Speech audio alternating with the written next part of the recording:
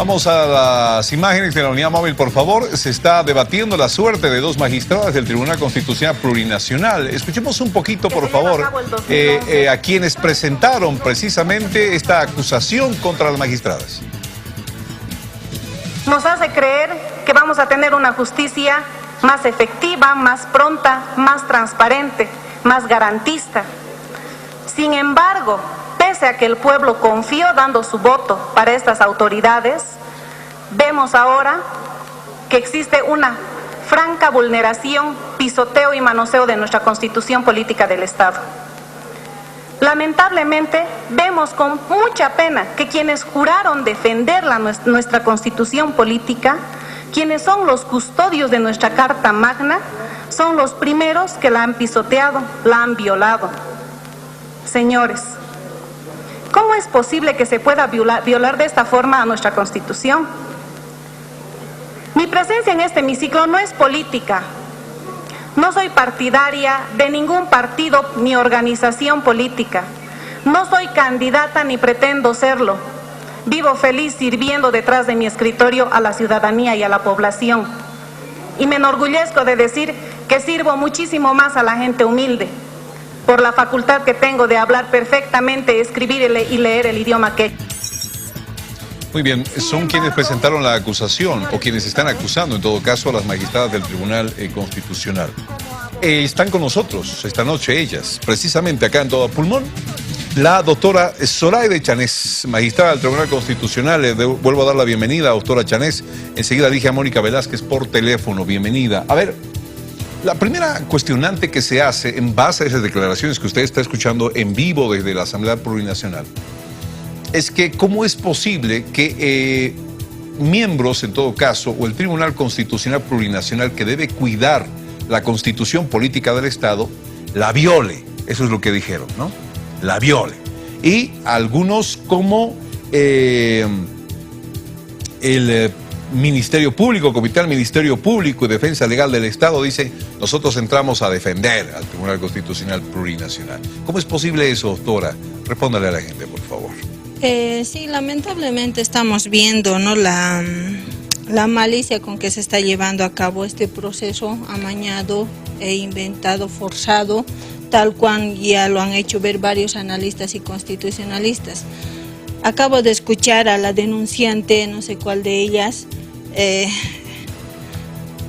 me apena decir esto, pero la funcionaria o la profesional que acaba de hablar debería volver a la Universidad de Derecho, porque no sabe de lo que está hablando.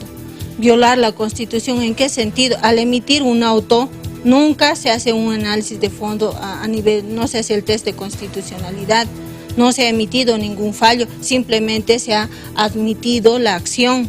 ¿Cuándo se va a hacer el test de constitucionalidad? Una vez que se vea el fondo del caso y se haga el test de constitucionalidad. A ver, para que la gente lo entienda, una ley del notariado que va en consulta al Tribunal Constitucional Plurinacional, ¿es así? En consulta no, sino se ha interpuesto una acción de inconstitucionalidad de todos los artículos de la ley del notariado. ¿Quién interpone esa acción de inconstitucionalidad contra la ley del notariado, doctora? Es precisamente el señor Gantier, contra toda la normativa de la ley del notariado. ¿Quién es Gantier? Perdón, ¿me da el nombre completo? Es uno de los diputados de Juan Luis Gantier Celada. Juan Luis Gantier Celada.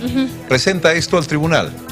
Cuando uno presenta una demanda y dice: esta ley es inconstitucional, lo voy a mandar al tribunal para que la revise, ¿qué sucede después? Se recepciona, una vez recepcionado pasa a la comisión de admisión, que es una unidad donde se verifica simplemente requisitos de forma para que pueda ser admitido o rechazado.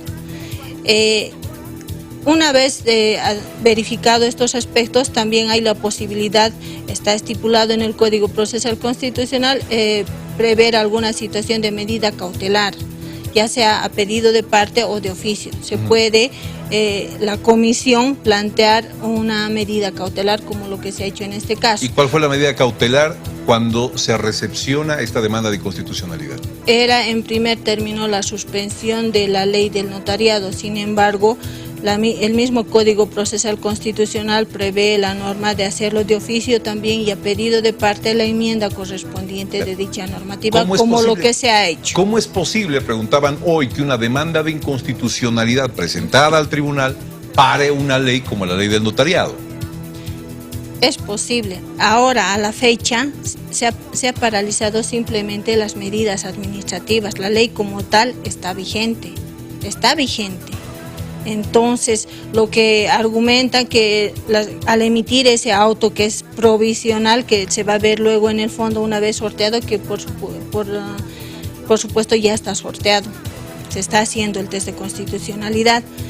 Sin embargo, una vez ya emitido el auto, lo único que se paraliza son las medidas administrativas, lo que quiere hacer ver tanto el Ejecutivo como las denunciantes mal informando a la sociedad, indicando que nosotros ya habríamos emitido un fallo y que se hubiese vulnerado derechos y garantías.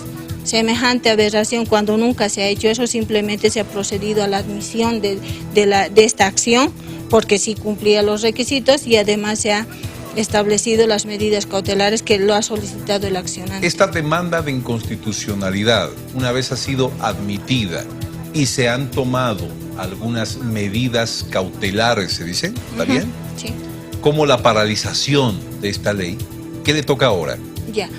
Simplemente a la fecha se han, como reitero, las medidas administrativas. ¿Cuáles son estas? Las medidas, lo único que se ha paralizado de esta ley, en su disposición adicional transitoria, ¿qué dice en una de ellas?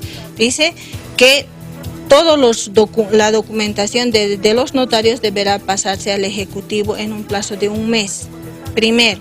Segundo, que debe nombrarse un director nacional. Segundo. Tercero, indica que en un plazo de 90 días debería el Ministerio de Justicia emitir su correspondiente reglamento.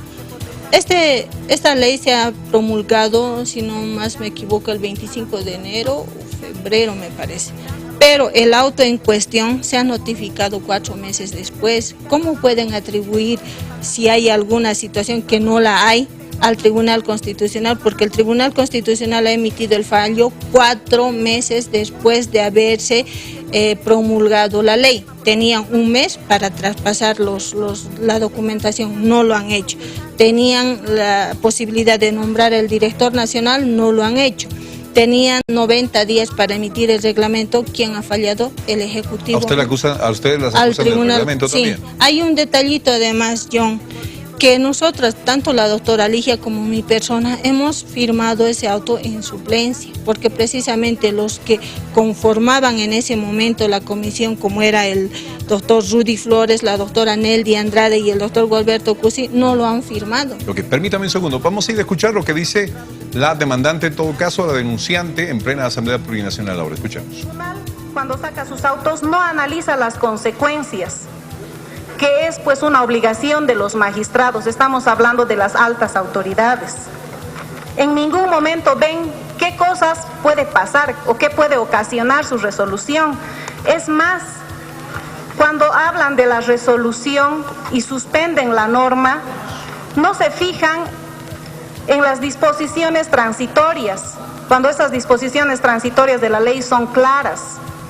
Y dice en uno de sus artículos, en la disposición 4ª, que el órgano de la magistratura tiene 180 días para vender formularios notariados a los notarios. Y después toda esta información tendrá que ser migrada, pasada al Ministerio de Justicia a través de lo que es en este momento el Consejo General del Notariado. Esos 180 días han vencido ayer. Nuestras altas autoridades, nuestros magistrados, habrán previsto qué vamos a hacer a partir de esa conclusión que la misma ley nos da. No es esto una potestad de los magistrados. Ahí se puede uno dar cuenta, y no necesitamos ser letrados para darnos cuenta que no ha existido el más mínimo análisis ni interés de revisar la violación que estaban cometiendo. Al calor de la egolatría, ya que se creían intocables, es que han paralizado no solamente una ley, han paralizado también la aplicación del Código Procesal Civil, han paralizado también la aplicación del Código de Familias. señores diputados, dense cuenta que la estructura orgánica, la modernización de las normas, la modernización de la justicia a la que ustedes estaban apuntando en su trabajo como diputados, ha sido bloqueada por el Tribunal Constitucional a través de esa resolución. Doctora, está escuchando usted, dice, no se fijan en sus autos y en lo que pueden ocasionar. Dice la acusada de ustedes que se ha parado también el Código de Procedimiento Civil y el Código de Familia con esta determinación. En algún momento se dice una reacción nuestra, una respuesta nuestra, o una determinación del tribunal puede ocasionar esto, mejor no lo hacemos. ¿Cómo es la cosa dentro del tribunal? Tanto en el Código Procesal Civil como ya con la antigua normativa siempre se ha previsto la posibilidad de una enmienda y complementación en todo procedimiento civil penal y no ha sido diferente en materia constitucional. La ley nos otorga esa posibilidad precisamente en el Código Procesal Constitucional. No se ha hecho nada alejado al marco de la ley ni de la Constitución.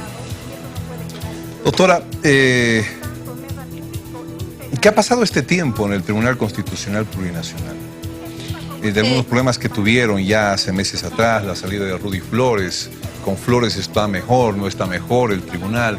¿Qué ha pasado durante todo este tiempo y anteriormente para que nos describa cómo está el panorama del tribunal? Sí, precisamente toda esta situación ha sido ocasionado, digamos, y forzado a raíz del impulso, además del doctor Rudy Flores, en coordinación con su compañero de curso, el doctor Héctor Arce Saconeta.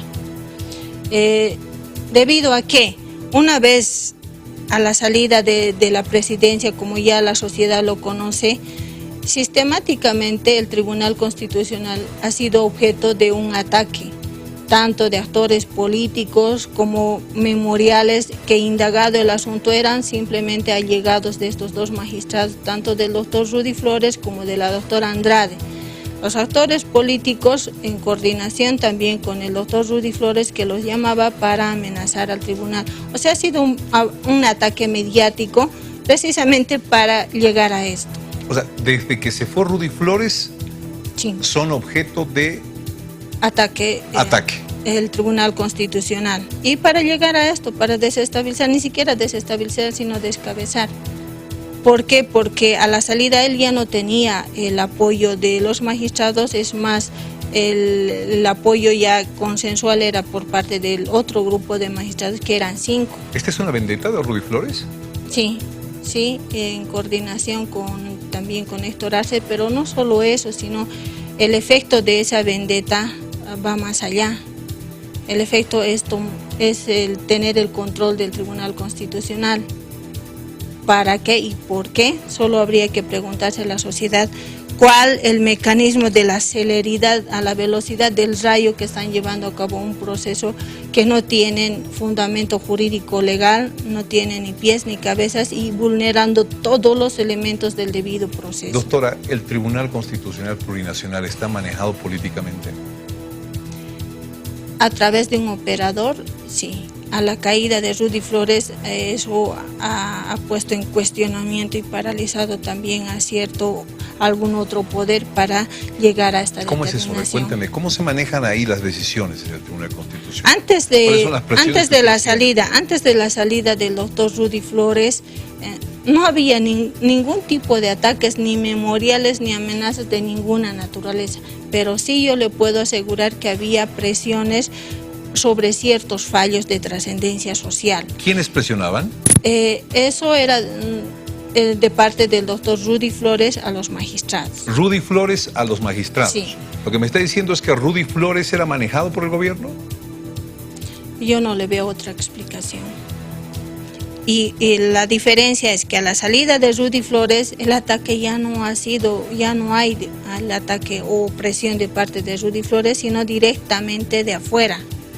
Y es de conocimiento público las constantes amenazas que ha sufrido el Tribunal Constitucional, demandas por aquí, demandas por allá, y si vemos los actores de quienes han hecho esas denuncias o amenazas, son todos del partido de gobierno. La idea es sacarlas a ustedes dos, y así junto a Gualberto Cusi. Ajá. y así descabezan el tribunal, ¿quedaría descabezado el tribunal? ¿Qué futuro le ves a ustedes? Descabezado no, porque van a habilitar a nuestros suplentes, lo que sí tendrían el control total del Tribunal Constitucional. Ahora me dice usted operadores fuera. Operadores políticos. Políticos fuera. Porque todos los que han amenazado sistemáticamente al tribunal, si verificamos, si vemos sus antecedentes, son políticos partidarios del partido de gobierno, en función de gobierno. ¿Qué dice Gualberto Cusi Mamani? Hoy que hicimos una entrevista con él, lastimosamente sigue mal en el hospital, pero se dio modos de escribir en su página de Facebook, que vamos a verlo a continuación, por favor, a propósito de esta información. Dice, urgente, por favor, compartir esta información. Se pretende encarcelar a las magistradas doctora Zoraida Rosario Chanés Chiré y la doctora Ligia Mónica Velázquez Castaños por una justicia independiente, imparcial y sometida a la Constitución y a las leyes.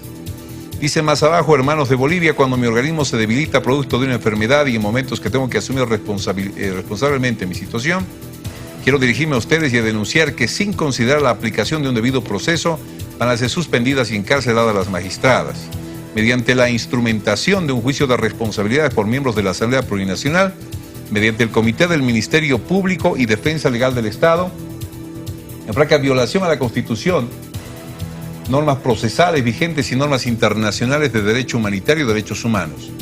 La simple denuncia de Norca Jacqueline Soto Cerrudo y Estenca Giovanna Udaeta España, supuestas representantes de los notarios, cuya base es el auto de admisión del recurso de abstracto de inconstitucionalidad presentado por la ley del notariado, dice en parte sobresaliente Cusi. Porque claro, son tres los acusados. Es usted, doctora Zoraida Chanés, Ligia Mónica Velázquez, y lo es también Cusi, ¿no es cierto? Exactamente. Extrañamente ustedes, ¿por qué? Extrañamente porque somos precisamente los que firmaron, ¿no?, y emitieron fallos de relevancia social. Entre uno de ellos le puedo hacer mención, por ejemplo, la sentencia 2055, que declara la inconstitucionalidad de autoridades electas como son gobernadores, alcaldes, concejales, por simple acusación, como en nuestro caso. La ley financiera, que se le ha declarado inconstitucional, el caso de los periodistas, el caso de las facturas, que se lo hacía el cierre de los establecimientos comerciales sin un debido proceso. Ese es el mecanismo. O sea, ahí yo lo que me pongo a pensar es que no sé qué elementos o qué leyes vienen en puertas o qué viene para tener tal premura que han tenido que suspender su vacación por este caso. ¿Cómo ve usted la actuación de este comité del Ministerio Público y el tema de defensa legal del Estado? Héctor Arce. Lamentablemente, yo no sé cuál la participación del doctor, aunque es procurador general del Estado, pero que nada, si bien era el diputado, era presidente de la Cámara de Diputados, pero nada tenía que hacer en estos comités. Ahora es procurador general del Estado.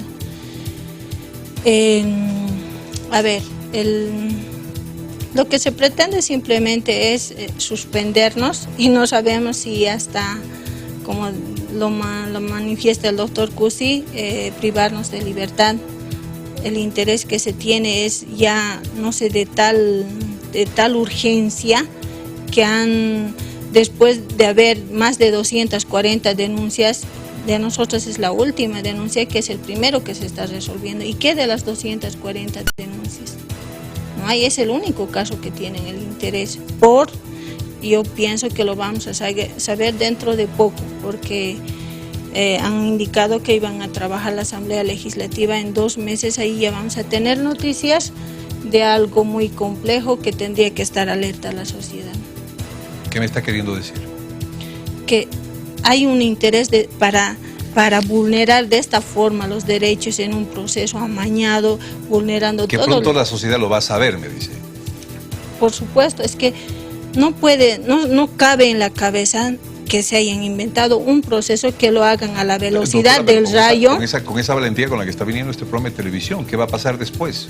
Exactamente, o sea, yo Inclusive yo, señora Arandia, yo he anunciado a varios medios de comunicación, si bien es cierto no hay normativa legal ni constitucional para llevarnos a un referéndum revocatorio, yo anuncié que personalmente me iba a someter voluntariamente a un referéndum revocatorio, pero ni aún así, o sea, hay otro interés. ¿Cuál es el Entonces, interés? Que siga saliendo del tribunal fallos con características de imparcialidad e independencia.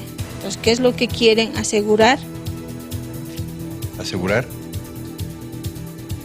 Que ciertos fallos, que según el Ejecutivo o el Legislativo, seguramente con nosotros no tiene la garantía, cuando nosotros, al emitir todos los fallos que le he hecho mención y además otros de trascendencia y relevancia social, nos hemos enmarcado a la Constitución, desde y conforme a la Constitución. Los últimos segundos, doctora. ¿Es la primera vez que escucha el nombre de Héctor Arce como procurador meterse en este tema?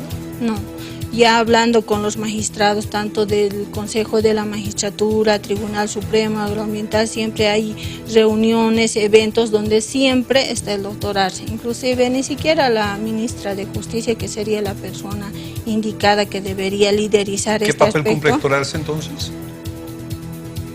Siendo procurador no entiendo, porque ni antes tampoco era ministro de Justicia, pero siempre está a la cabeza de los temas de justicia.